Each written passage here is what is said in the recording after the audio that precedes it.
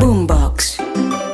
Hoy tengo un invitado muy especial para este video podcast, el profesor, yo, Sergio Fajardo, con Educación Todo Se Puede.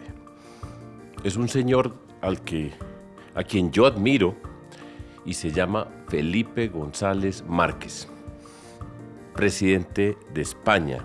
Yo no creo exagerar si digo que es el español que tiene la relación más cercana con nosotros en América Latina.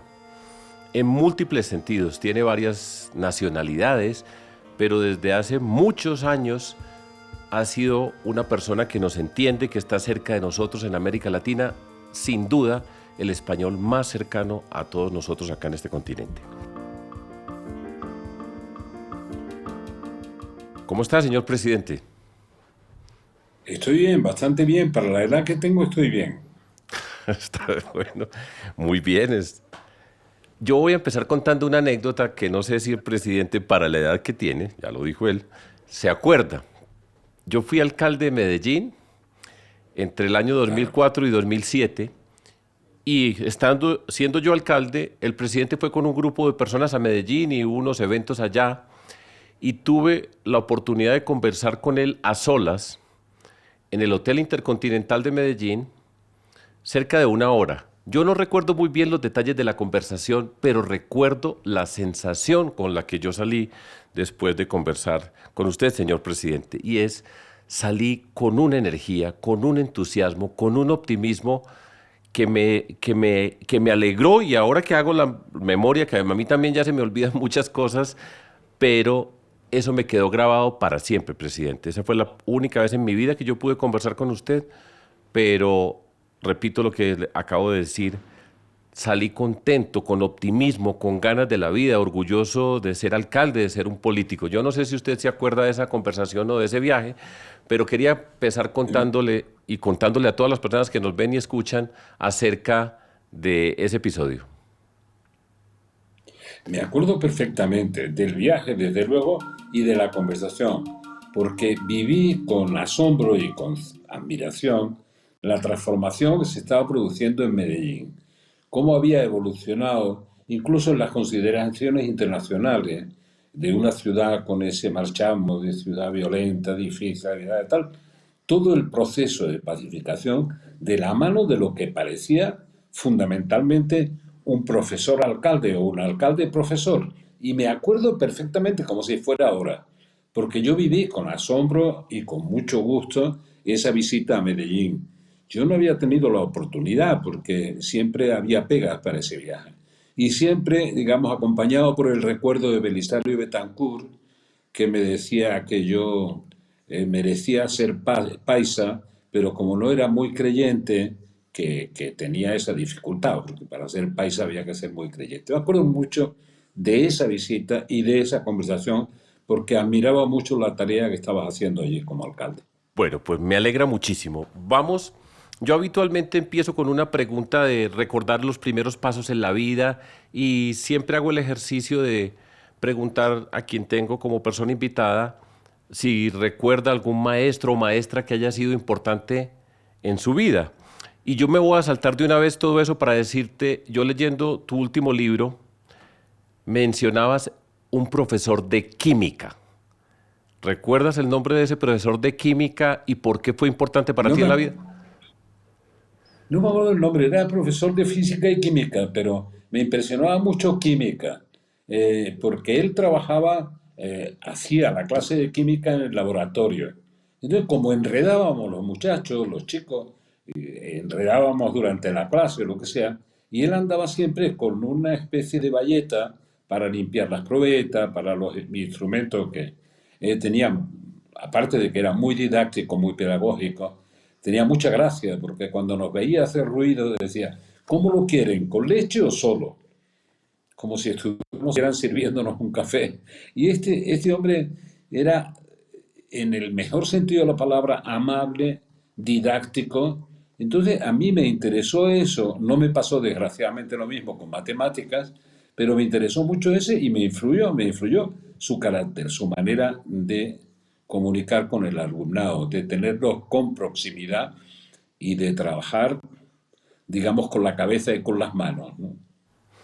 Muy bien. Voy de una vez ya entonces a hablar de varios temas, tengo varios temas acá, y quiero empezar por uno.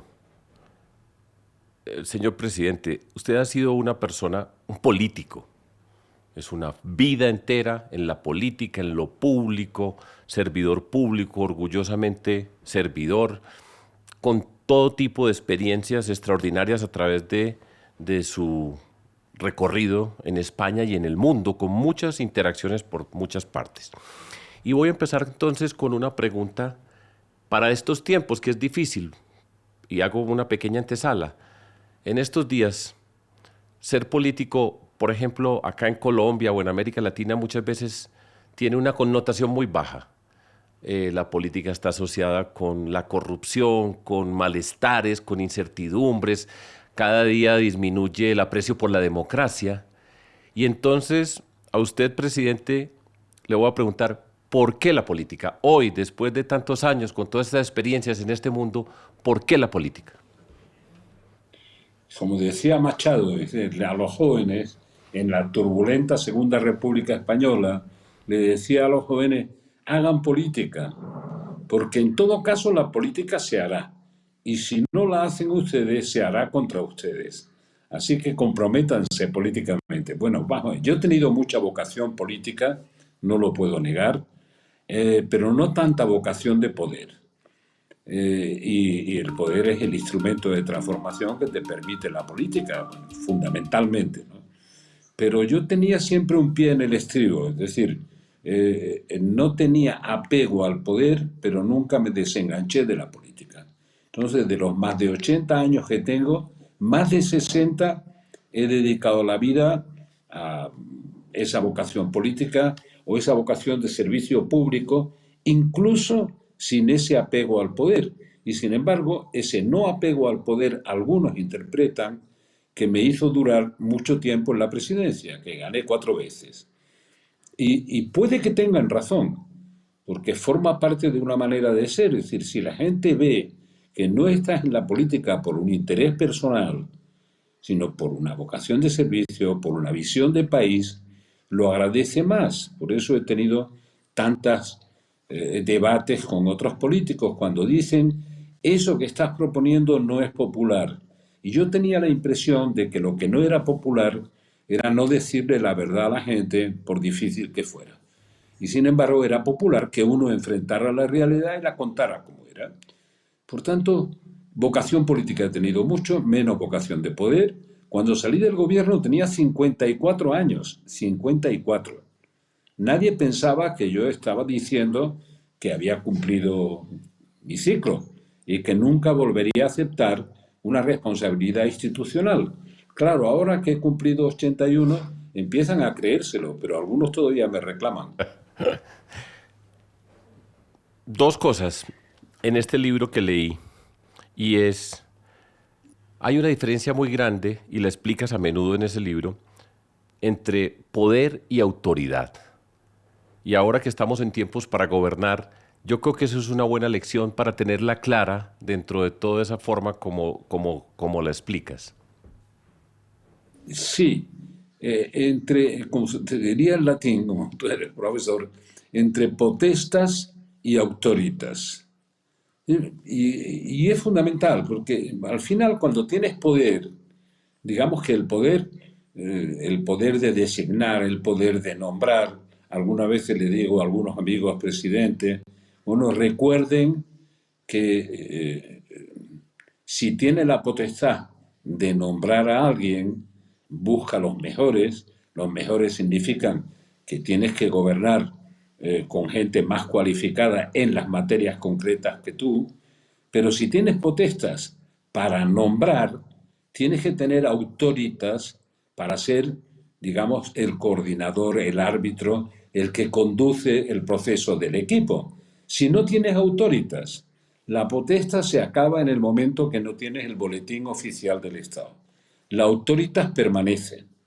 Entonces, gobernar con potestas y sin autoritas es, normalmente los que hacen eso tienden a rodearse de gente que tenga menos valía que la que él pueda tener, que sea, digamos, inferior.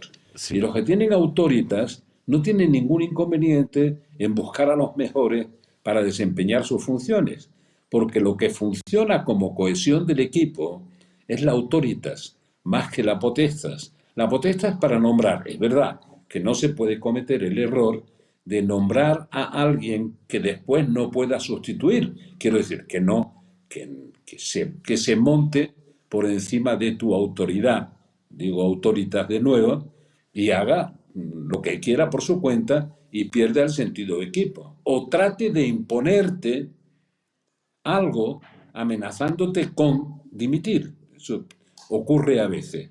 O con dimitir o por no hacerte, no prestarte atención.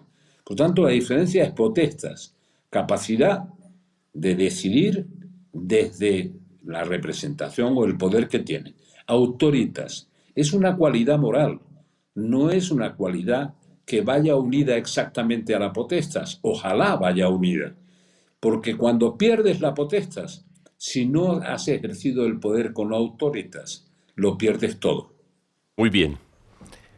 Dentro de las características que señalas sobre la condición de liderazgo, hay una que me llama la atención que muy difícilmente hacen quienes son líderes y es enseñar a otros líderes, a formar a otros líderes. Esa es una condición y yo he revisado bastante la literatura del liderazgo y he reflexionado sobre mi experiencia personal, pero esa anotación es bien importante. Un buen líder es quien es capaz, entre otras cosas, pero muy importante, de formar a otros líderes. Un poco, háblanos un poco sobre esa, es la razón por la cual señalas eso como una de las características de un buen líder. Ahí fallamos prácticamente todos, porque si tú eres capaz, liderando un proyecto, y yo hablo de esas características del liderazgo, de transformar la realidad, es que tienes capacidad de ayudar a transformar esa realidad. Y ese es un bien muy preciado. Y uno tendría que enseñar a los demás, no para sucederlo, a tener capacidad, le llamo autonomía personal significativa para emprender sus propias decisiones, no solo para recibir el beneficio de una buena política, sino para tomar sus propias decisiones con la autonomía. Porque en realidad un buen líder es el que se compromete con un proyecto político en el que cree de manera no mercenaria. En el momento que introduces un elemento de mercenarismo, la gente no te cree. Estos son los políticos, no sé cuánto, que van para aprovecharse, no sé qué. Por tanto, no puede ser mercenario. Pero es verdad que redistribuir la capacidad, formar a la gente en capacidad para decidir y para crear su propia autonomía personal, es, en cierto modo, redistribuir el liderazgo de la propia vida de cada individuo, de cada persona. Eso también se traslada a la política. Y eso no solemos hacerlo bien, no le dedicamos tiempo a eso. Había una especie de entrenamiento, los alemanes durante un tiempo lo hacían muy bien, la gente que hacía un recorrido, incluso que hacían una cosa curiosa electoralmente, es decir, bueno, estos son los equipos, digamos, que salen de las urnas, los diputados, los senadores, etcétera, los que son capaces de tener el voto popular. Y además de eso necesito una cualificación técnica de gente que no tiene esa capacidad de empatía para ser un representante popular electo. Y entonces ellos hacen una lista, y es una lista complementaria de las que dan la cara todos los días, que es una lista de la gente con cualificación técnica para salir en ese bloque de gente preparada. Entonces, volviendo a lo que a la idea del liderazgo, que a mí me pasó una vez en una reunión con, entre otros, con Clinton, con Fernando Enrique Cardoso y con Ricardo Lagos, y estábamos, y con el que fue presidente, que admiré mucho y que quise mucho, de Checoslovaquia, antes de que fuera Chequia y Eslovaquia, Václav Havel, un gran intelectual y una persona entrañable, etc. Y estábamos en un debate y al final alguien hizo la pregunta, ¿en qué consiste el liderazgo? Y claro, es una pregunta en la que no piensan mientras que estás ejerciendo la función. Pero cuando acaba te lo preguntan tantas veces que al final yo hice una reflexión sobre eso que era muy compacta. Tienes que ofrecer un proyecto en el que creas, con el que te comprometas y que no sea mercenario. Punto número uno. Punto número dos. Tienes que hacerte cargo del estado de ánimo de los ciudadanos. Porque tú no puedes decir cuando los ciudadanos tienen una sensación de que está fracasando un proyecto, fracasándola o lo está pasando mal, no puedes decir aquí no pasa nada. O no puedes arreglar, como algunos dicen, en medio de una tremenda crisis, prohíbe a todo su equipo que la palabra crisis se emplee, aunque sea una crisis tremenda. Entonces, no se hacen cargo del estado de ánimo de la gente y por tanto no tienen capacidad para influir en ese estado de ánimo, de acuerdo con su proyecto, para cambiarlo si es negativo o para mantenerlo y mejorarlo cuando tiene dudas. Ese es el liderazgo. Después, la coordinación de equipos humanos es fundamental y en eso es fundamental tener autoritas. Yo no podía pretender saber más, por suerte para todos, claro, que un buen ministro de Economía o de Economía y Hacienda, o los Palme me lo recordaba, cuando tengas un gran ministro de Economía, no le des toda la razón, solo el 90% de la razón. De vez en cuando quítale la razón, pero apóyalo porque es imposible. El que tiene que manejar la caja, el que tiene que manejar los números, pues tiene que también saber soportar las presiones de los demás. Si no tiene apoyo, no lo hace. Por tanto, la coordinación de equipos humanos es fundamental y comprender un fenómeno de nuestros tiempos cada día más complejo. Hoy, bueno, desde hace 2000 años, la información era poder y la información era, digamos, el privilegio de los que mandaban. Eran ávidos de información, se la reservaban para manejar el poder con una información que otros no tenían. Hoy, en la sociedad que vivimos, la información es un bien mostrenco, es como el aire, está disponible. Otra cosa es cómo se capta esa información y se coordina y se le da un sentido. El ejemplo más dramático refleja lo que digo es que todo el mundo después del ataque a Torre Gemela, ahora hay otros ataques de otro tipo, todo el mundo comprendió que tenían todos los inputs, todos, para saber que eso se estaba preparando. Pero nadie procesó esa información dándole una finalidad, un sentido. Simplemente la tenían, estaba disponible. Entonces, cuando digo que la información hoy es como el aire, un bien mostrenco, quiere decir que cualquiera accede a la información, pero muy pocos la coordinan para avanzar hacia los objetivos que te propones. Muy bien, cerremos este capítulo entonces, es una introducción a la política y al liderazgo a partir de la experiencia del presidente Felipe González. Voy a saltar. América Latina. Como dije al comienzo, yo creo que no hay nadie en España, probablemente en el mundo, que nos conozca más. Y ese conocernos más significa, pues por supuesto, las bondades y lo que significamos nosotros, pero al mismo tiempo las incapacidades de América Latina. Yo voy a plantear una para provocar la conversación y que tú, a partir de eso, comentes.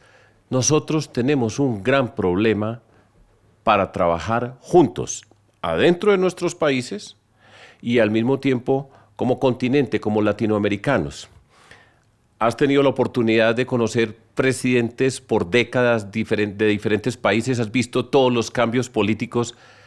Esa persona privilegiada que nos conoce, que nos quiere, ¿cómo nos puede mirar hoy como latinoamericanos? Me gustaría escuchar esa opinión, presidente.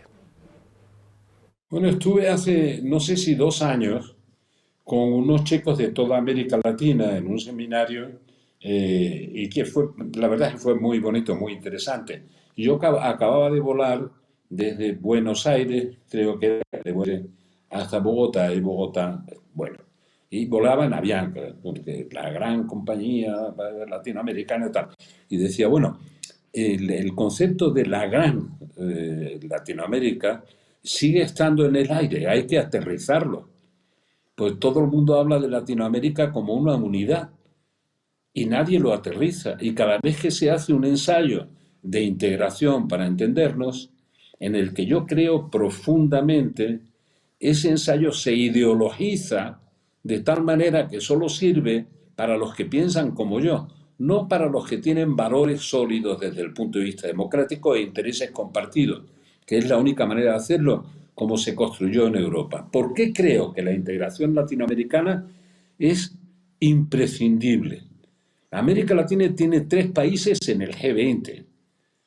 Debe tener el 8 o el 9% del Producto Bruto Mundial, con 3 países en el G20.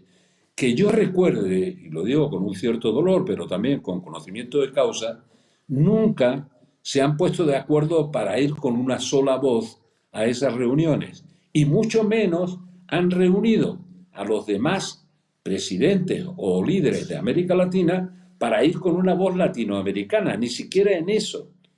Por tanto, ¿por qué hablo de esto hoy? Además lo hablo con más pasión, porque hemos pasado de la política de bloques, de Unión Soviética, Estados Unidos, etcétera, a una especie de unilateralismo cuando desaparece la Unión Soviética y algunos presidentes americanos, no todos, se creen que se han convertido ellos en los árbitros de lo que pasa en el mundo, porque solo ha quedado un poder.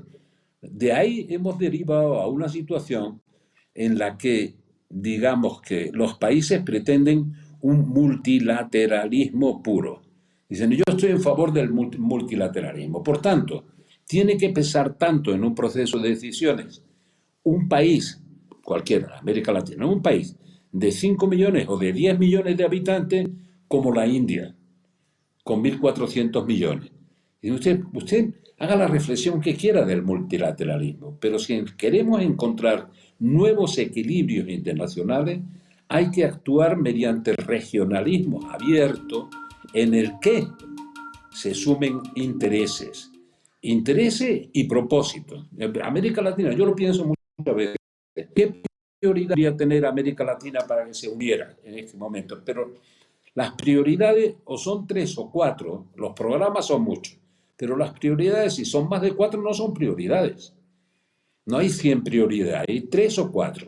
Prioridad número 1, América Latina se tiene que poner de acuerdo por encima de ideologías y con la base de respetar el Estado de Derecho, los derechos humanos, que eso sí que me parece necesario para entenderse, como lo hizo Europa, y el Estado de Derecho, desde el pluralismo, el Estado de Derecho y derechos humanos. Pero bueno, primer objetivo, hay que luchar contra la criminalidad organizada en América Latina juntos.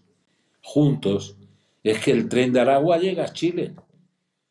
Es que se está alterando todo el sentimiento de seguridad y de inseguridad. Eso lesiona mucho la credibilidad de la democracia en contra de lo que piensan algunos.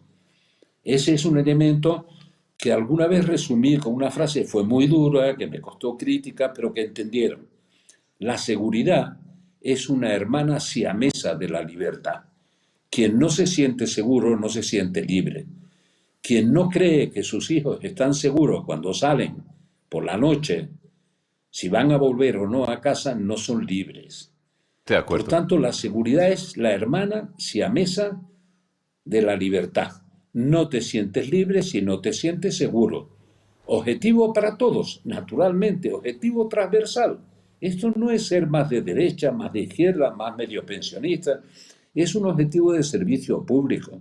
El Estado tiene el monopolio de la fuerza, pero el monopolio de la fuerza no es el monopolio de la represión, es el monopolio de mantener la seguridad de sus ciudadanos, función casi para la que nació. Por tanto, ahí tiene una prioridad. ¿Quiere buscar otra prioridad? América Latina sigue estando tremendamente incomunicada como continente, en todos los sentidos. Pero es más fácil ver a una persona con capacidad económica colombiana conociendo las pirámides de Egipto, para entendernos, ahora sería más complicado, que conozcan sus propias bellezas naturales, sus propios monumentos históricos. O sea, hay muchos mexicanos que no conocen las pirámides de México, pero sí viajan por el mundo y conocen las bellezas del mundo. Y, bueno, por tanto, nosotros tenemos problemas de comunicación. Pero el segundo objetivo que podríamos tener, ¿por qué no prestamos atención a la infraestructura? Porque la infraestructura puede ser un objetivo común que conecte a los países físicamente. Yo hice un gran esfuerzo en España de infraestructura. ¿Por qué? porque quería que del suroeste de España, en la esquina que ya nos acerca a América Latina por el Atlántico, se pudiera ir por una vía grande y segura hasta Berlín y atravesar toda Europa y atravesarlo con una infraestructura digna de ese nombre. Ese sería otro objetivo. Por decir algunos, ¿qué objetivo podría ser el siguiente? Vamos a ver. La educación, la formación profesional. Ahora, con el impacto de una sociedad digital. Si fuera Sanguinetti, diría, ¿cuáles son sus tres prioridades? Y Sanguinetti respondería, educación, educación, educación. Aprovecho Es ahí, una cosa presidente, para entrar al tema de la educación. Y usted, primero, siempre ha sido como gobernante, y yo creo que esto es una característica que vale la pena resaltar, que parece muy obvia, pero en estos tiempos se pierde mucho también, y es estudiar. Como presidente, como líder público, político, estudiar los temas. Muchas veces en esta época se trivializa el conocimiento, se sale rápido con un par de frases, y le escuchaba a usted el otro día decir en una entrevista que le hacían que usted estudiaba, que usted se sentaba en la primera línea y cuando entendía lo podía ir a explicar. Yo creo que esa es una de las responsabilidades de los líderes que más se están obviando en estos tiempos tan fáciles de las redes digitales, donde se dice una frase sin ningún tipo de rigor. Entonces quiero señalar eso como una característica de los líderes que escuchándolo la siento perfectamente y vale la pena reivindicar, estudiar, prepararse para gobernar, que esto no es una trivialidad, esto es un mundo complejo, difícil, que no podemos conocer todos los temas, pero tener la capacidad de escucharlos con otras personas y eso se nota cuando usted ve a un líder que ha estudiado, que se ha preparado y no simplemente se va de la mano de su carisma, de su capacidad de improvisar, de hablar, etcétera. Dentro de todo este tema de la educación y el conocimiento, que para usted ha sido importante, hay algo que me ha llamado la atención y es su insistencia en el emprendimiento, en emprender. ¿Por qué no nos habla un poco, para este mundo joven que también nos escucha acá, por qué tanta insistencia en el emprendimiento? Y bueno, escuchemos las razones. Hace 20 años ya, no, 20 no, 23 años, en el 99, que hice un recorrido por todo el mundo por un encargo que tenía, que era el impacto de lo que llamamos la globalización, era la revolución tecnológica, que nos hacía interdependientes unos de otros. Entonces recorrí todos los continentes para ver ese impacto, cómo se estaba produciendo y cómo nos condicionaba, cómo estaba alterando nuestra vida. Y llegué a unas conclusiones que presenté en el 99. Una de las reflexiones anexas, que tiene que ver con casi la primera pregunta que me hacía, era aprender a emprender, o aprendizaje y emprendizaje. Tengo varios documentos sobre eso. Aprender a aprender es uno de los elementos básicos de la educación para alcanzar una autonomía personal significativa. No se trata de exhibir un título. Tú tienes un título, a lo mejor de una buena universidad, de una buena escuela de negocio, o un título de una buena escuela de formación profesional y tal, pero el título no es el continente. Y uno cree que es el contenido. El contenido es la conciencia que uno tiene de qué valor puede añadir personalmente, qué valor puede añadir con un emprendimiento. Por eso hay tantos errores. Mira, en las empresas familiares se nota mucho. Cuando un padre ha sido exitoso, y ha sido exitoso con pocos estudios o con estudios regulares, dice, y manda a sus hijos a Harvard, no sé cuánto, a los mejores títulos imaginables, piensa que si él ha sido exitoso, con la formación que tiene el hijo o los hijos, van a ser 5 veces más exitosos. Y no tiene nada que ver. Bueno, o tiene poco que ver, claro que la formación sirve, pero de pronto se dan cuenta de que lo que no tienen es conciencia de qué valor añade su propia autonomía personal, su capacidad de emprender. En lo que, por eso hablaba de aprender a emprender o de aprendizaje y emprendizaje, que no es la misma cosa. Uno aprende, pero tiene que aprender a emprender. Hay algunas escuelas de formación económica y de formación de negocio, escuelas de negocio, Yo he hablado con algunos de los profesores, de los decanos y tal, que nunca habían hecho una empresa, nunca, pero tenían unas magníficas calificaciones en los títulos. Y dice, bueno, ¿y los chicos y las chicas que salen de estas escuelas, qué quieren ser? En el fondo la mayoría, y esto ya se está pasando porque la sociedad está cambiando, la mayoría quería tener un trabajo para toda la vida y ser empresario público, digo, ser funcionario público en el sentido español del término, estar en un trabajo seguro y para toda la vida, o en una gran corporación y para toda la vida. Dice, bueno, no le has enseñado a hacer empresa, lo has preparado para que una empresa lo contrate, no para emprender, sino para cumplir una función, digamos, administrativa, burocrática, o más o menos brillantes. Para mí, la idea del emprendizaje, o aprender a emprender, era la idea de que la gente debería considerarse titulada cuando fuera consciente de qué sabe y qué valor añade a los demás lo que sabe. Si es consciente del valor que añade, bueno, está formado. Si no es consciente de qué valor añade, tiene un título. Pero una vez que tenga un título, va a exigir que alguien tenga en cuenta su título para que le dé el trabajo que necesita. Y no se trata de eso. Se trata de tener conciencia de qué valor añade Muy y bien. ponerlo en evidencia. Y esto no vale solo para los títulos universitarios. O sea, por ejemplo, en un trabajo se puede considerar modesto, camarero. ¿Por qué hay camareros que, conscientes del valor que añaden, nunca están sin empleo? Nunca. Y otros que tienen que ir buscando uno y otro sitio, no porque no sepan, porque no son conscientes del valor que añaden. No son sustituibles. Uno vive rodeado de personas así. Dice, si a mí me faltara esta persona que está trabajando para mí, me descabalgaba completamente mi vida. Si esa persona es consciente del valor que añade, realmente es una persona con autonomía personal, aunque trabaje para otro. Muchas gracias, señor presidente. Un gusto. Gracias por participar acá en No, este video podcast. Hemos aprendido mucho. El objetivo, les recuerdo, es hablar de aprendizajes, de entender que nosotros nos sí, educamos a través de la vida, que podemos descubrir facetas que no conocemos. Y me gusta hablar con personas como usted, porque hay una frase que aprendí el año pasado de un físico que fue premio Nobel de Física, que se llamaba Richard Feynman, que decía lo siguiente: sí. enséñale a tus hijos pronto lo que aprendiste tarde en la vida.